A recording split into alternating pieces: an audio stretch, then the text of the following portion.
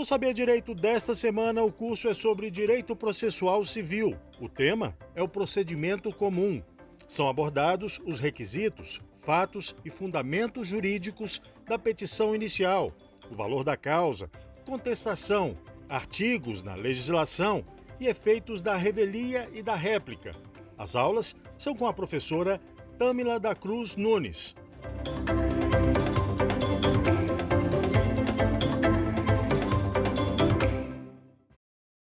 Olá, seja bem-vindo à nossa quarta aula da semana. Eu sou a professora Tâmila Nunes e nessa semana nós vamos dar continuidade às petições mais importantes do procedimento comum. Já falamos sobre petição inicial e estamos agora trabalhando com a contestação, que é uma das respostas do réu.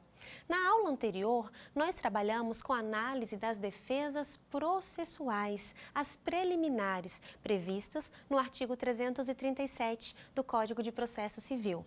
Daremos continuidade a partir do inciso 11. O que é necessário alegar como preliminar de contestação? Vamos lá? Inciso 11. Ausência de legitimidade ou de interesse processual. Essa preliminar, senhores, é uma preliminar peremptória.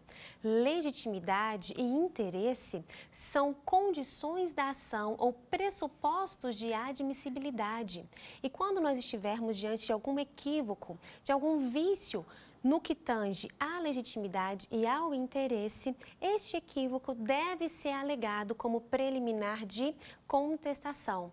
Nas nossas aulas anteriores, nós trabalhamos sobre os conceitos do que é legitimidade, do que é interesse. E aqui vamos apenas recapitular. É necessário que a parte ela demonstre ter relação com o direito material para justificar a legitimidade em ajuizar aquela presente demanda. Da mesma forma, no que tange ao interesse de agir.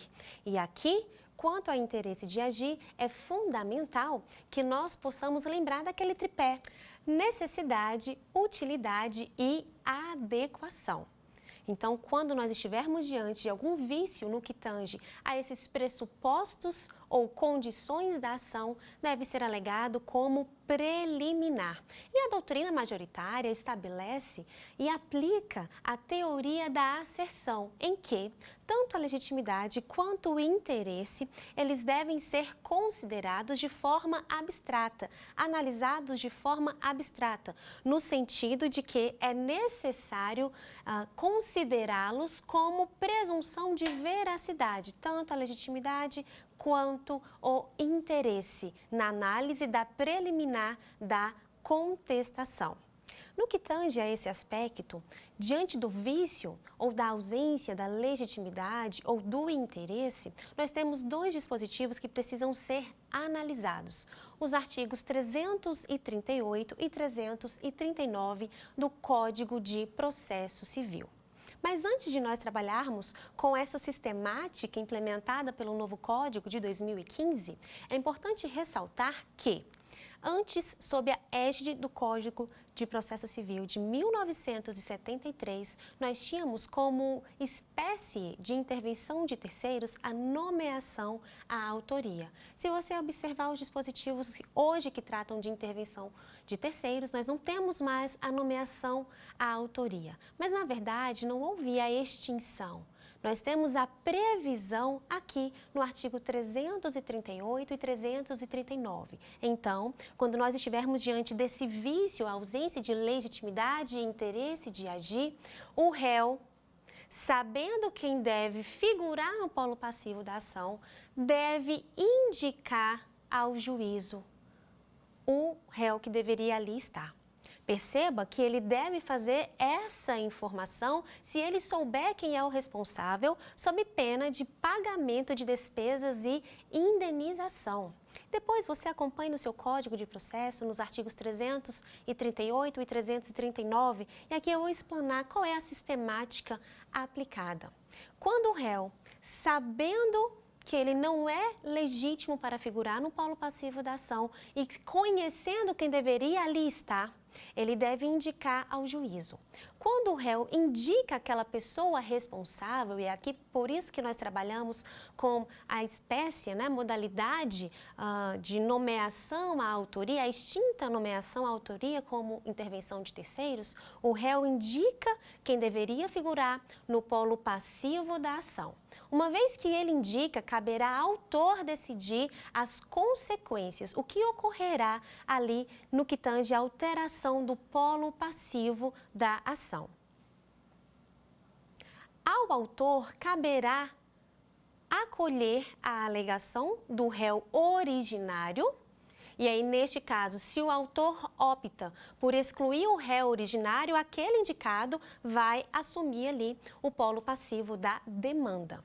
Mas o autor também tem a opção de não aceitar tão somente a indicação do réu originário, excluindo-o do polo passivo. O autor, entendendo que não é o caso de excluir o réu originário da demanda, ele pode aqui formar um litisconsórcio passivo, em que o réu originário e aquele indicado por ele vão figurar no polo passivo da demanda.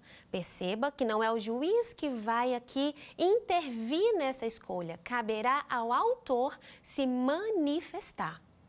Essa preliminar, reafirmando, é uma preliminar peremptória. Anote aí no seu material.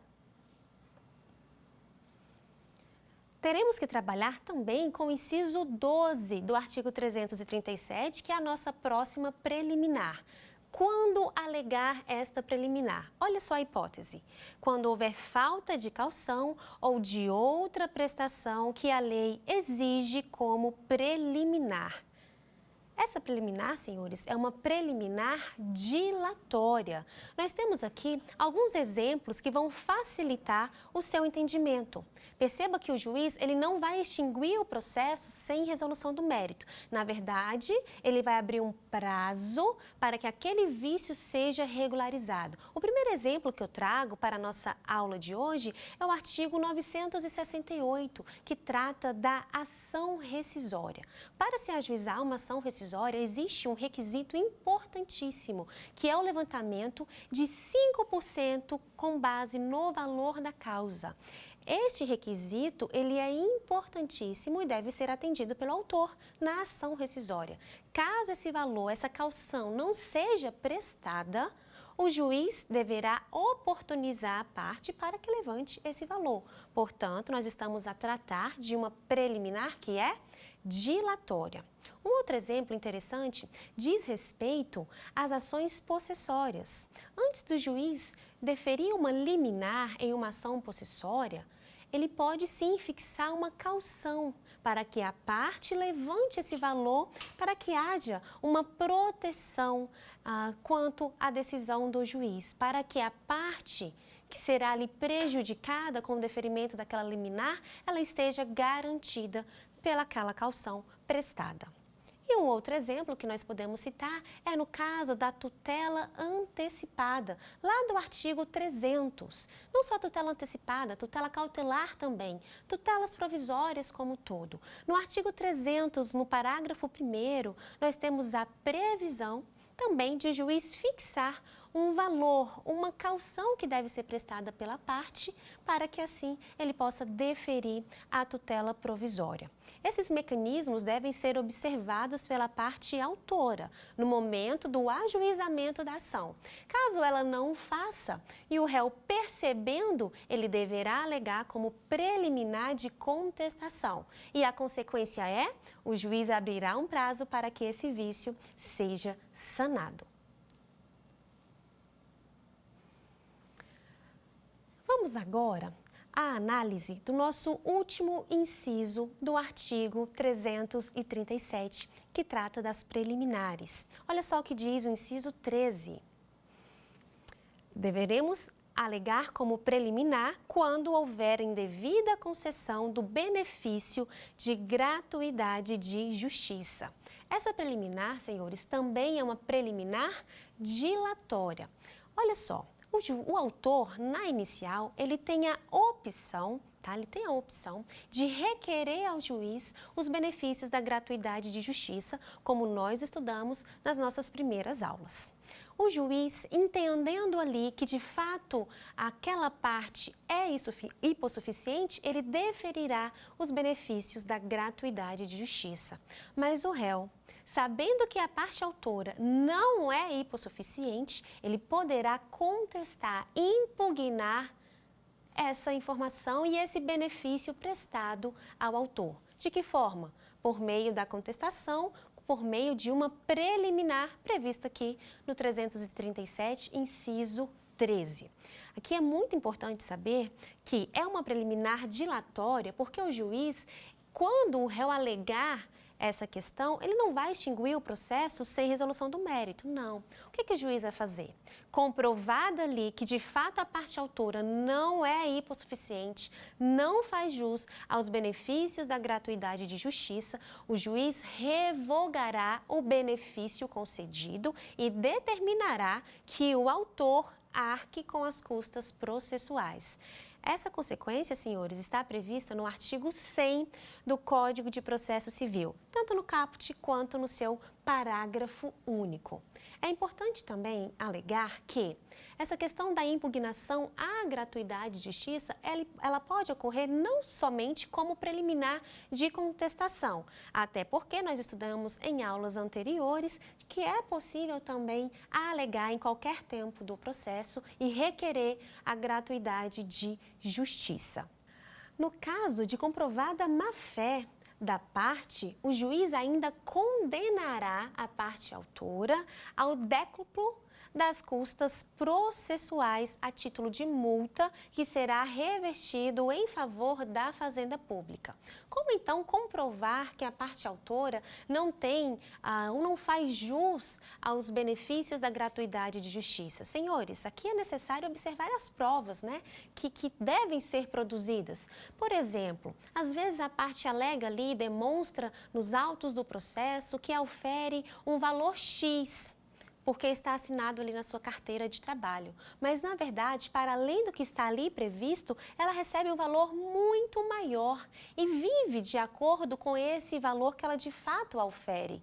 E muitas vezes essa parte acaba demonstrando isso nas suas redes sociais, visitando vários locais, restaurantes caros, mostrando ali qual carro que tem, as viagens que faz. Toda essa forma de vida não diz respeito ao benefício que foi concedido pela Justiça. Então, essas questões de divulgação em redes sociais podem ser utilizadas, sim, para demonstrar ao juiz que o benefício foi concedido indevidamente. E assim, recapitulando, o juiz acolhendo a preliminar de indevida concessão da gratuidade de justiça, ele vai fazer o quê? Ele vai revogar a gratuidade de justiça e determinar que o autor arque com as custas processuais. Aqui nós finalizamos os nossos 13 incisos do artigo 337 e é extremamente importante fazer uma análise pormenorizada de cada um dos incisos para saber quais deles se adequam à sua realidade, ao caso concreto, porque como bom advogado você deve alegar a preliminar ali existente. O artigo 337, parágrafo 5º, traz uma informação importantíssima. Todas as preliminares que nós estudamos, elas podem ser reconhecidas de ofício pelo magistrado, exceto duas: incompetência relativa e convenção de arbitragem. Essas necessariamente devem ser alegadas pelo réu como preliminar de contestação. Todas as demais, o juiz ele pode reconhecer de ofício. Mas caso ele não reconheça ali no início do processo ou antes mesmo de abrir prazo para apresentar a contestação, o réu deverá alegar como preliminar. Lembrando que as preliminares visam o quê? Analisar o mérito? Não, de forma alguma. Nós estamos trabalhando com questões, com vícios processuais.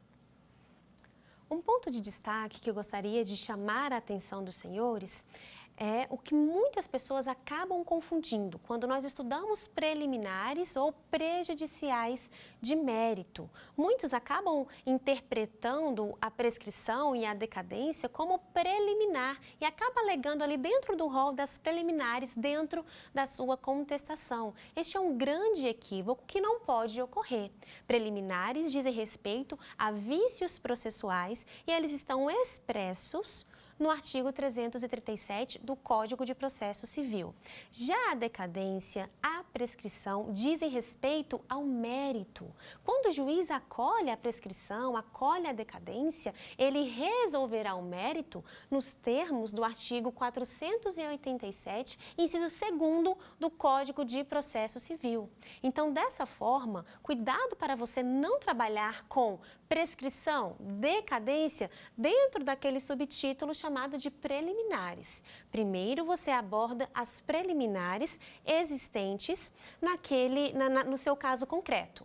Depois você vai abrir um novo subtítulo colocando ali das prejudiciais de mérito. E aí poderá trabalhar com a prescrição ou com a decadência, porque caso o juiz acolha essa questão do lapso temporal, ele não vai analisar o mérito de fato, mas pelo 487, quando o juiz acolhe prescrição, acolhe decadência, ele resolve o mérito. Tudo bem? Cuidado para não fazer essa confusão. Depois de estudarmos todas as defesas processuais, nós passaremos agora à análise das defesas de mérito. Lembrando sempre, alegaremos primeiramente as defesas preliminares, quando existentes no caso concreto, claro. Após, nós vamos trabalhar diretamente com as defesas de mérito. E nós já vimos na nossa aula anterior que essas defesas de mérito, elas podem ser de duas espécies: defesa de mérito direta e defesa de mérito indireta. Aqui, senhores, é extremamente importante compreender qual é que você vai utilizar dentro da sua contestação. Não é necessário colocar de forma expressa no seu texto defesa de mérito direta, defesa de mérito indireta. Não, mas você, enquanto profissional, ou no momento de realizar o exame da OAB ou algum concurso público, precisa identificar qual a defesa que você vai utilizar. Vamos analisar a defesa de mérito direta. Na defesa de mérito direta, senhores, nós temos que o réu, ele nega tudo que foi apresentado pelo autor na petição inicial. Ele nega, ele apresenta provas no sentido de afastar tudo que foi apresentado pelo autor na petição inicial. Ele enfrenta diretamente os fatos, ele impugna todos os fatos apresentados pelo autor, negando todos eles. E se o juiz acolhe essa defesa de mérito direta apresentada pelo réu na contestação, o que acontecerá? A sentença será o quê? De improcedência. O juiz não acolherá o pedido do autor e julgará improcedente aquela demanda. Agora, quando nós trabalhamos com a defesa de mérito indireta, nós temos a seguinte sistemática. Defesa de mérito indireta, o réu, ele não nega todas as informações, todas as questões fáticas apresentadas pelo autor, de forma alguma. Aqui ele concorda em parte com o que o autor narrou na sua petição inicial, porém, ele apresenta fatos novos, impeditivos, modificativos, extintivos do direito do autor, que vão alterar as consequências, vão alterar os resultados daquela demanda. Vamos analisar de forma pormenorizada cada um desses fatos novos que estão previstos no artigo 350. Acompanhem comigo, por gentileza. Se o réu alegar fato impeditivo, modificativo ou extintivo do direito do autor, este será ouvido no prazo de 15 dias, permitindo-lhe o juiz a produção de provas. O réu, Ele aceita em parte o que foi apresentado pelo autor na sua narrativa fática, mas ele apresenta fatos novos que vão alterar necessariamente as consequências desse julgamento. Fato impeditivo.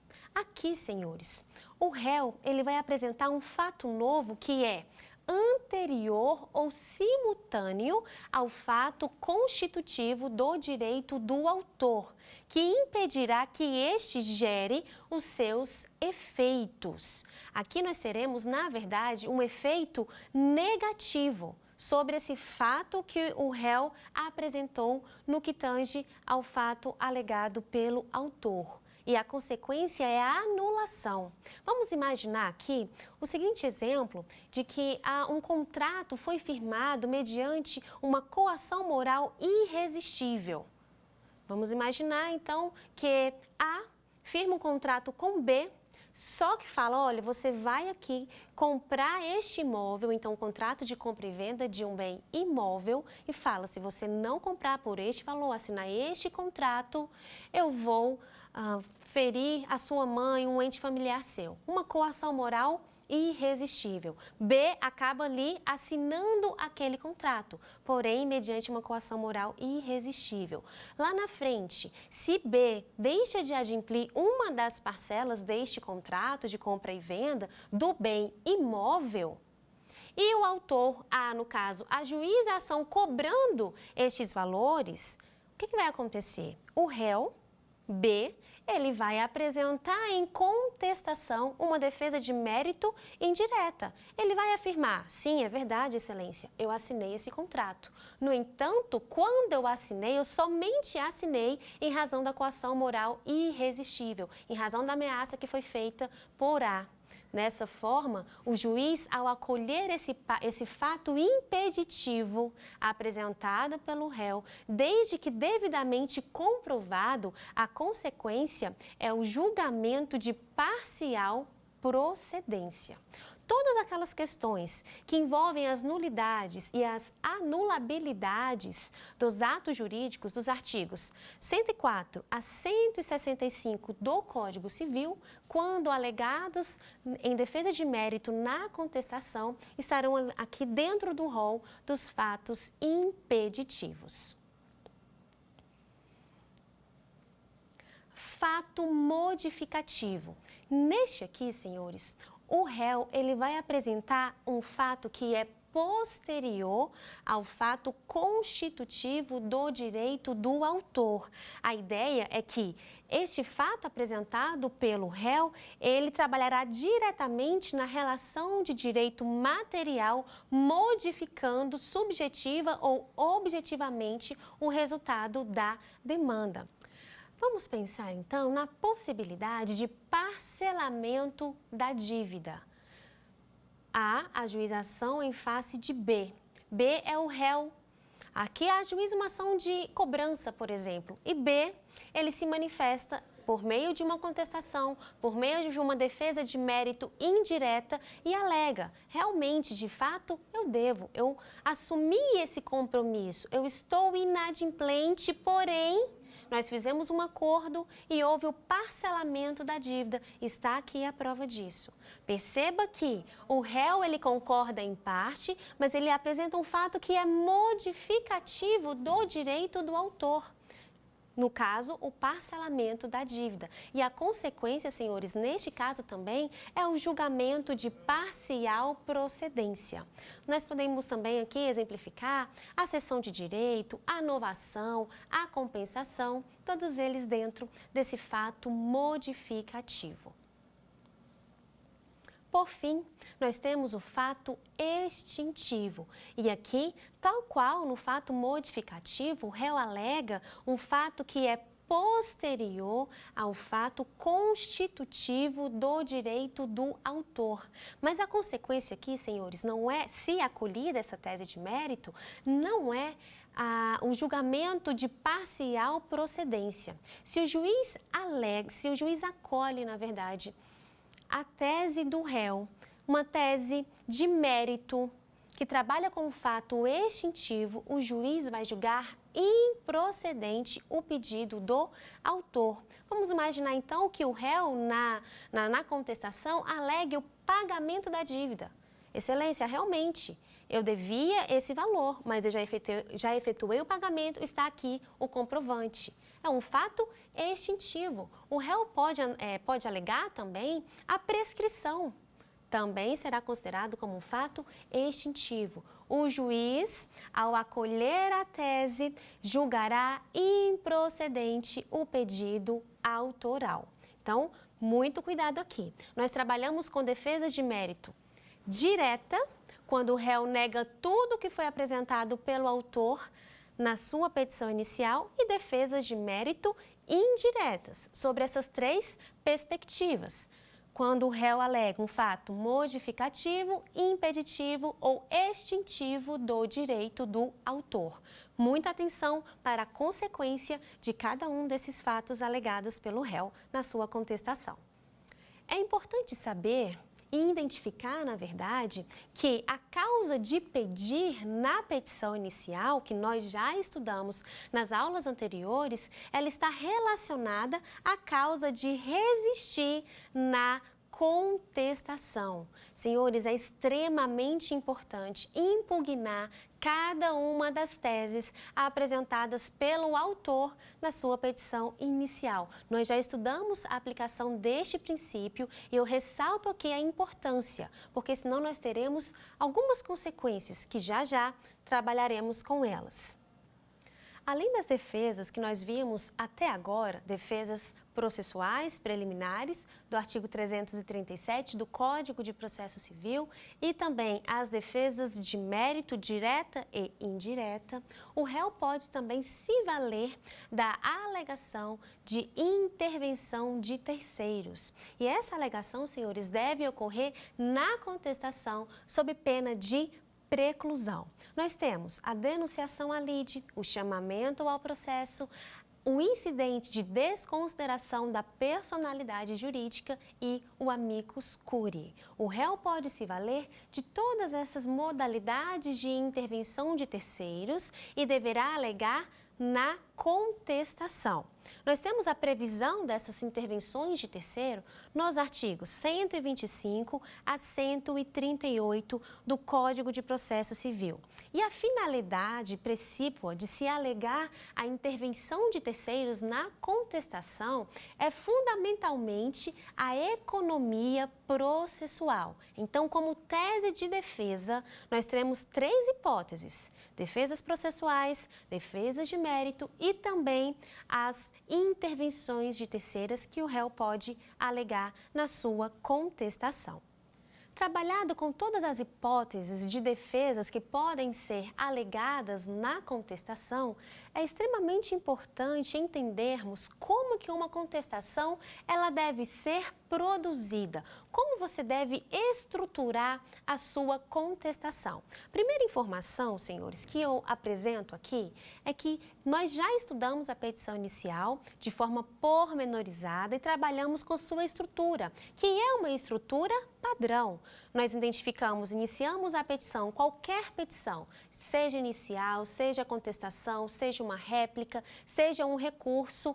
A estrutura padrão é a mesma de qualquer petição. Nós temos o endereçamento, depois o preâmbulo, que é composto pela qualificação das partes, pelo fundamento legal, pelo nome da ação ou da petição, pelo verbo adequado. Depois temos os fatos, os fundamentos jurídicos e os pedidos. Na contestação, nós também vamos observar essa estrutura de endereçamento, preâmbulo, fatos, fundamentos e pedidos, porém com algumas peculiaridades que eu vou neste momento destacar com os senhores. A primeira informação está prevista no artigo 340 do Código de Processo Civil. E aqui, na verdade, é uma inovação do Código de Processo Civil. O legislador ele foi extremamente cauteloso ao trazer essa possibilidade. Olha só o que diz o artigo 340 caput do nosso querido CPC. Havendo alegação de incompetência relativa ou absoluta, a contestação poderá ser protocolada no foro de domicílio do réu. Olha que interessante. Fato que será imediatamente comunicado ao juiz da causa, preferencialmente por meio eletrônico. Vamos aqui relembrar? Na aula passada nós estudamos as hipóteses de incompetência relativa e incompetência absoluta. Incompetência relativa, territorial e em razão do valor da causa. Incompetência absoluta, em razão da matéria, da função e da hierarquia.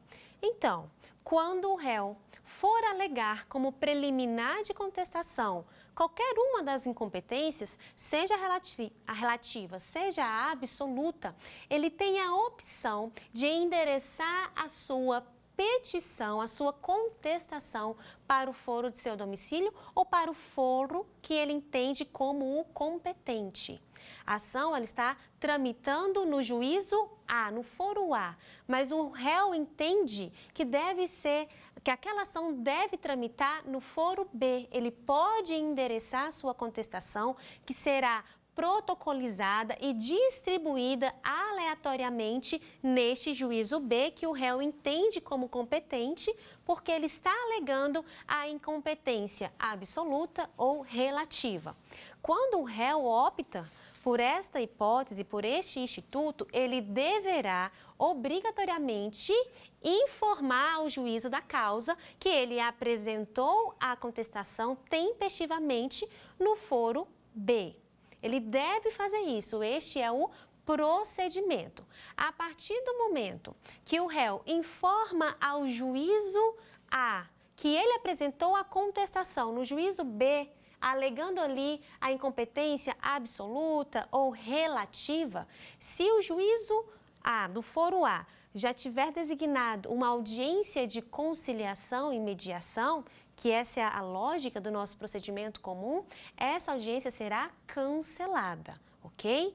Muito importante não confundir aqui essa questão, ficar atento porque cai bastante em prova e na prática é necessário observar as peculiaridades para que não ocorra nenhum tipo de problema no processo. Agora, senhores, está no momento de fazer uma prova, seja o exame da OAB, seja um concurso público, em que você identificou que a petição é uma contestação e que você precisa alegar a preliminar de incompetência absoluta ou relativa, se estiver na dúvida sobre qual foro encaminhar, encaminhe para o foro onde já tramita a ação, né? O juízo, o foro onde já tramita a ação, porque essa é a regra. Se a ação está tramitando, por exemplo, na primeira vara cível da circunscrição judiciária de Brasília, você vai endereçar sua contestação para a primeira vara cível da circunscrição judiciária de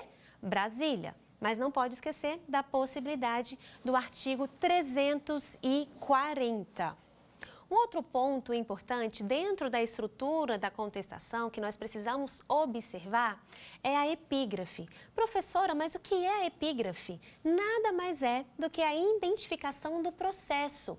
Processo número tal. Na petição inicial, como regra, nós não vamos trabalhar com epígrafe. Por quê, professora? Porque você não sabe onde essa ação vai tramitar. A distribuição ela é aleatória, por isso que você não preenche o número da vara no endereçamento de uma petição inicial. Por isso que você não informa qual é o número do processo.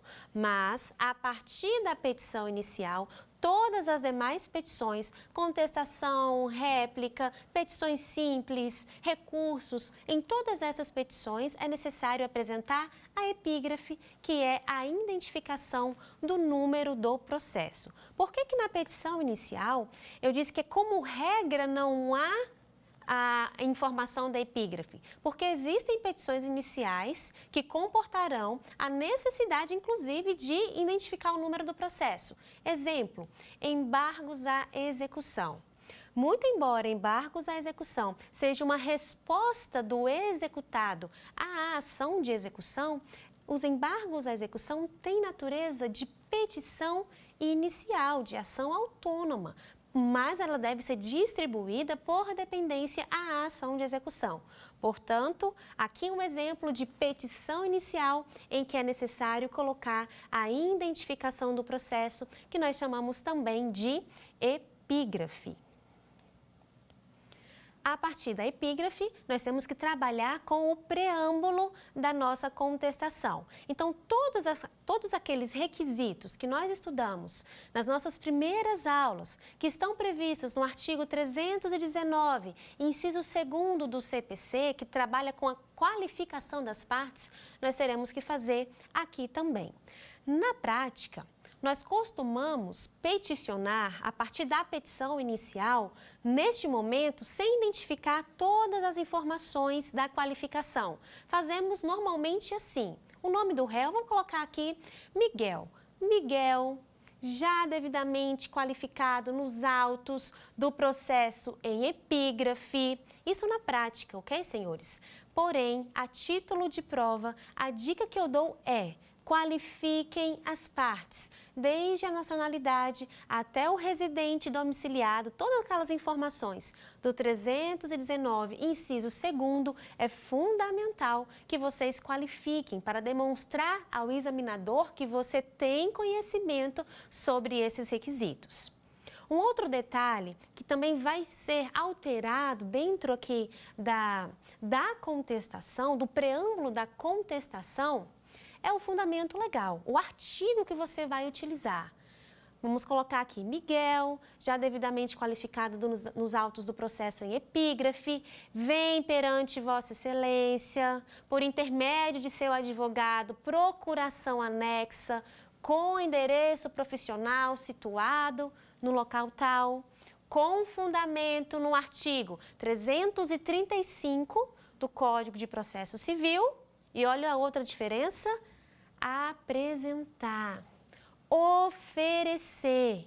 Senhores, não é ajuizar, ok? Não é requerer. Os verbos adequados para utilizar em uma contestação, e nós precisamos ser técnicos, é apresentar ou oferecer. É exatamente o que está no caput do artigo 335 do Código de Processo Civil.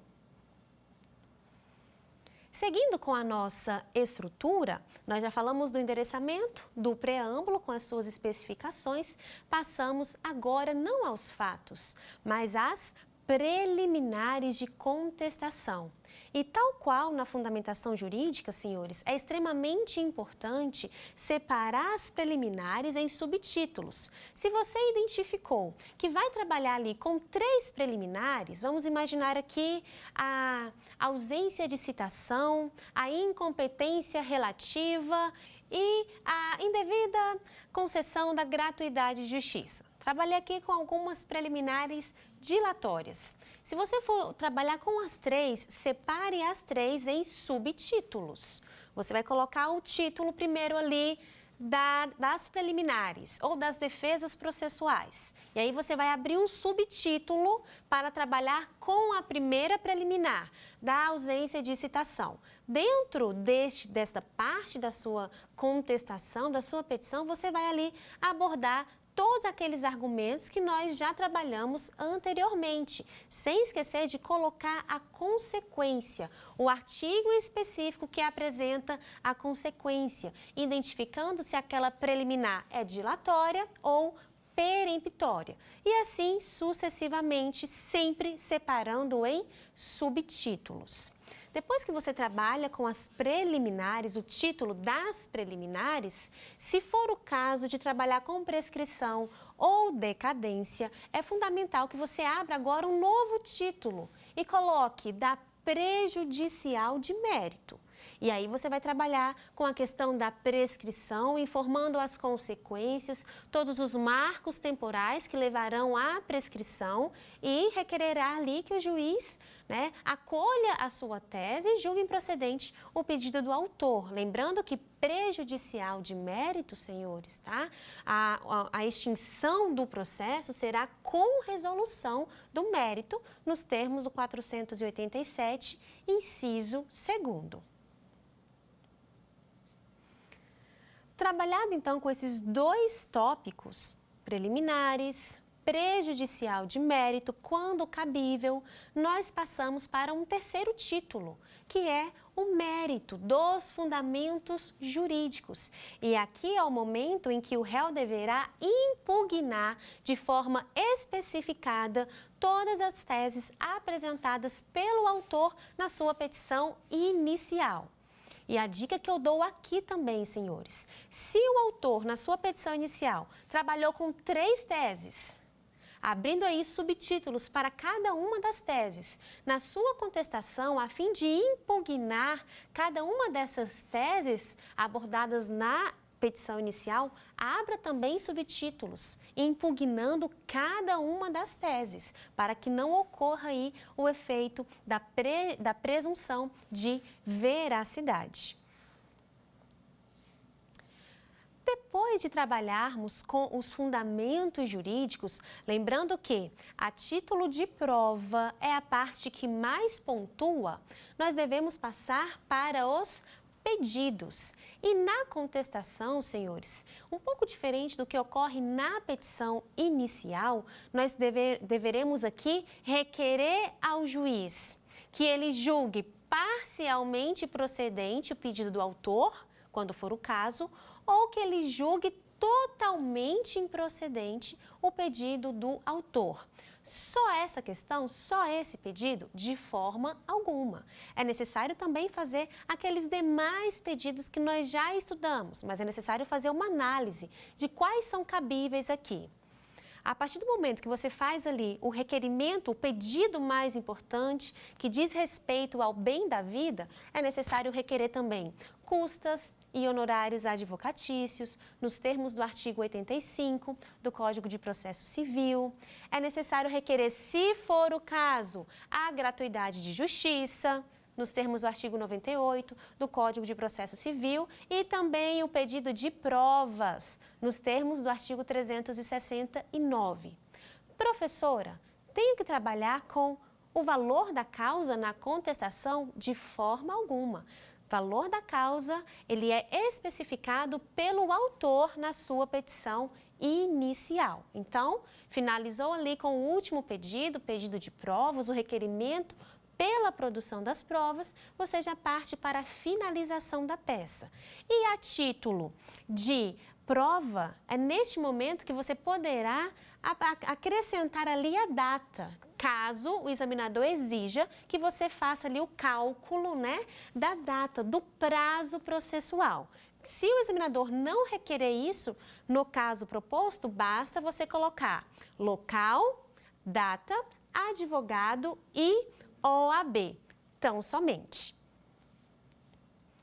A partir de todos os ensinamentos que nós compartilhamos hoje, vamos testar os nossos conhecimentos?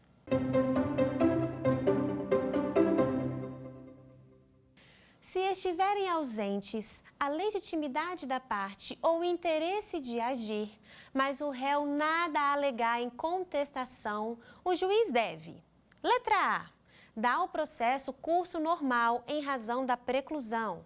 Letra B, conhecer da matéria de ofício em qualquer grau de jurisdição e extinguir o processo sem resolução de mérito.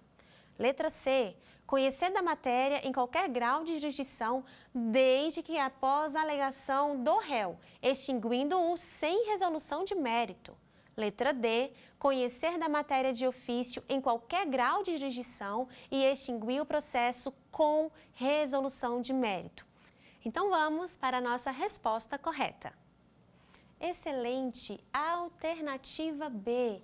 Senhores, se estiverem ausentes a legitimidade da parte ou interesse de agir, ou seja, condições da ação, e o réu nada a alegar em contestação, o que vai acontecer? De acordo com o artigo 337, parágrafo 5º do CPC, essa matéria ela pode ser reconhecida de ofício pelo juiz. Portanto, o juiz poderá conhecer a matéria de ofício em qualquer grau de jurisdição e extinguir o processo sem resolução do mérito. Por que é sem resolução do mérito? Porque nós estamos a trabalhar com preliminares. Um destaque aqui, senhores, para a alternativa C. Conhecer da matéria em qualquer grau de jurisdição. Até aqui, ok. Desde que após a alegação do réu, não, senhores. Aqui o juiz, independentemente da alegação do réu, poderá sim conhecer da matéria, porque é uma matéria que tem a ver com a ordem processual, aos pressupostos de admissibilidade. Então, o juiz, ele pode sim reconhecer de ofício. E a alternativa D, que eu dou o destaque, perceba aqui que é muito sutil. Conhecer da matéria em qualquer grau de jurisdição e extinguir o processo com resolução? De forma alguma. Sem resolução do mérito. Por quê? Porque nós estamos a tratar de preliminares, que é uma preliminar o quê? Peremptória. Vamos agora para a questão de número 2. Acerca das matérias arguidas pelo réu antes do mérito, é correto afirmar: alternativa A, reputam-se conexas duas ou mais ações quando houver identidade quanto às partes e à causa de pedir, mas o pedido de uma, por ser mais amplo, abrange o das demais. Alternativa B, a petição inicial será indeferida se o juiz verificar desde logo a prescrição. Será? Letra C. Os processos de ações conexas devem ser reunidos para decisão conjunta, mesmo quando um deles já estiver sido sentenciado. Letra D. O juiz não resolverá o mérito quando acolher a alegação de existência de convenção de arbitragem. Qual a alternativa correta? Excelente, alternativa D. O juiz não resolverá o mérito, senhores. Por quê? Porque a convenção de arbitragem é uma das teses que poderão ser alegadas como preliminar de contestação. Acolhendo a convenção de arbitragem, o juiz ele extingue o processo sem resolução do mérito. Mas vamos à análise das demais alternativas. Letra A. Reputam-se conexas duas ou mais ações quando houver identidade quanto às partes e a causa de pedir? Não, senhores. Esse conceito, na verdade, trata-se não da conexão, mas da continência prevista no artigo 56 do Código de Processo Civil. Alternativa B. A petição será indeferida se o juiz verificar desde logo a prescrição? Não, senhores.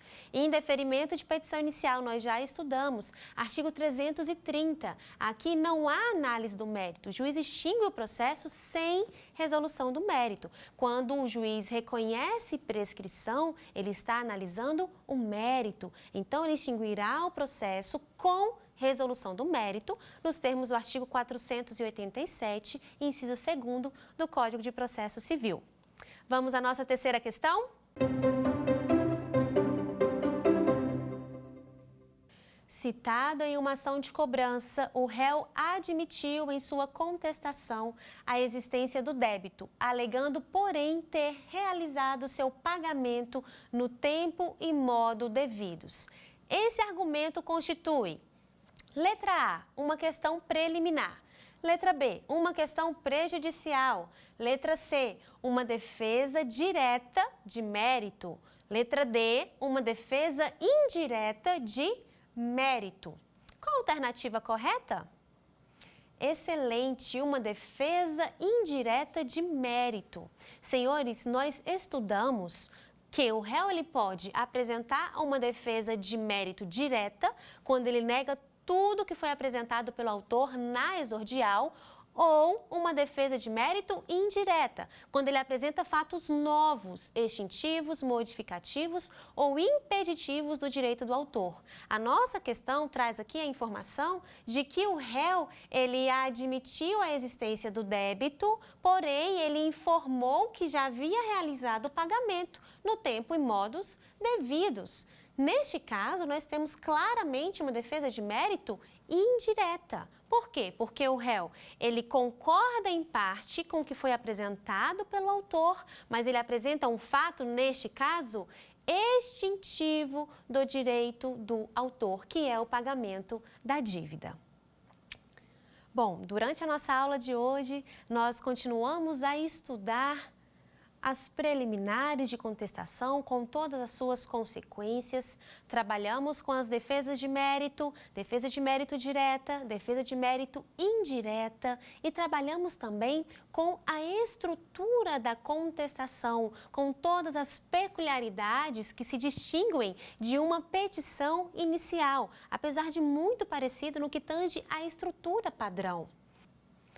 Na próxima aula, nós vamos estudar a segunda resposta do réu, reconvenção, e mais algumas peculiaridades que precisamos saber para compreender de um modo geral o processo de conhecimento no que tange ao procedimento comum. Eu aguardo vocês na próxima aula. Fiquem com Deus. Tchau, tchau.